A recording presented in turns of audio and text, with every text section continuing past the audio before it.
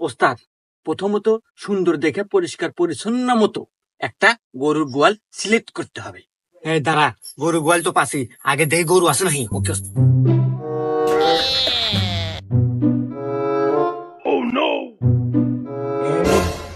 গরু আছে, গোয়াল ঘর তো পেলে আমি।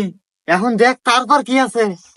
তারপরের কাজ ওস্তাদ, 100% খাঁটি হালাল সরিষার তেল লাগবে। তারা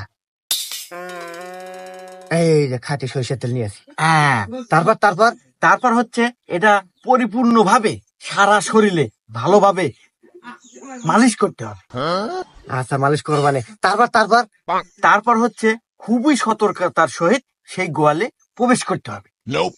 তারপর তারপর তারপর হচ্ছে ওই আরো সতর্কতার সহিত বলতেছে যে গরুর দড়িটা খুলতে হবে। খুললাম। তারপর তারপর